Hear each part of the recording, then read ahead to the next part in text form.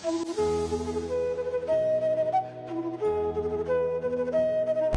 22, The River of Forgiveness, Learning English Through Krishna Philosophy. Namaste, my dear listener, and welcome back to another beautiful sunrise with Learning English Through Krishna Philosophy, where stories wash over your soul and words bloom like lotuses in your mind.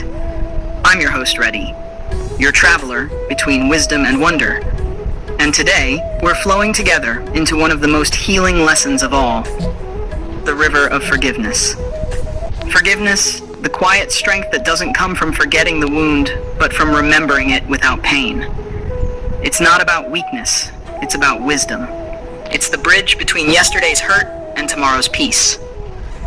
So today's story will take us on two shores, one from the battlefield of Kurukshetra, where Krishna teaches the cost of resentment, and the other from the modern world, where a son learns to forgive his father through the echoes of Krishna's words. Arjuna and the shadow of rage. The war had ended. The air hung heavy with the scent of smoke and silence. Arjuna stood beside his chariot, staring at the battlefield that once roared with rage. He had won, but victory felt hollow. "Krishna," he whispered, "I see the ashes of those who once guided me, and all I feel is bitterness. How can peace return to me when guilt clings like shadow?" Krishna looked at him with compassion. "Partha," he said, "forgiveness is not for the one who hurt you. It is for the one who carries the hurt. The fire of anger burns only the hand that holds it. Forgive not because they deserve it, but because you deserve peace." Arjuna fell silent. His warrior's pride cracked like old armor. Slowly, he removed his bow and placed it on the ground. "Then tell me, Krishna," he said softly, "how do I begin?" Krishna smiled, eyes glimmering with the calm of infinite seas.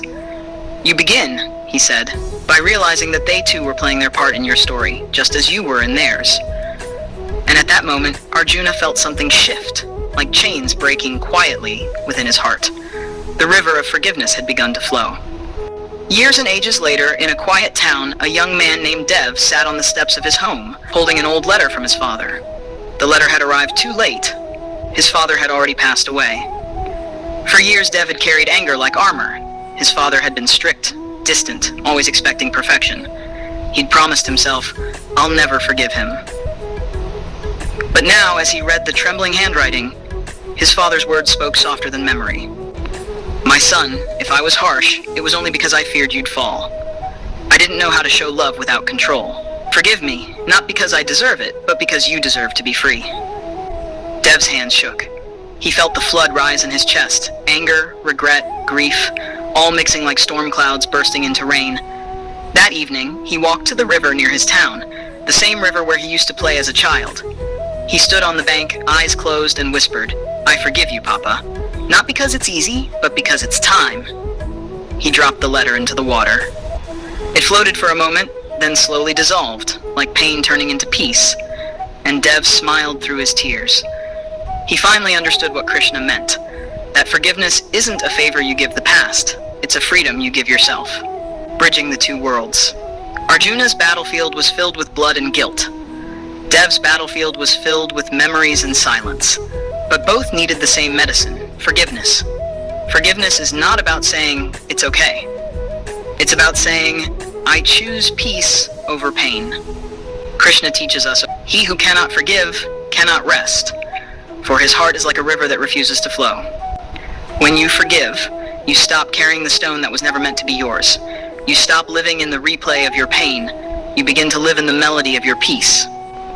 Close your eyes for a moment, my listener. Think of one person, past or present, who hurt you, knowingly or unknowingly. Now take a deep breath and imagine releasing their name into a flowing river. You don't need to justify them. You don't need to talk to them. You just need to let go. Because forgiveness doesn't rewrite the story, it changes how it ends. Difficult words and meanings. 1. Resentment, a feeling of bitterness or anger towards someone. Example, resentment keeps old wounds open. 2. Compassion, deep sympathy and understanding for others. Example, Krishna's compassion turned Arjuna's anger into clarity. 3. Liberation, freedom from control, pain, or limitation. Example, forgiveness is the path to emotional liberation. 4. Dissolve, to disappear or melt away. Example, his anger dissolved into peace.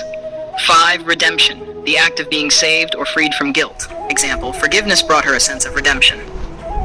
Let's see what we learned today. Forgiveness is freedom, not approval. It heals the forgiver more than the forgiven. Even in the Gita, Krishna teaches, peace begins only when anger ends. Let go, not because they changed, but because you are ready to.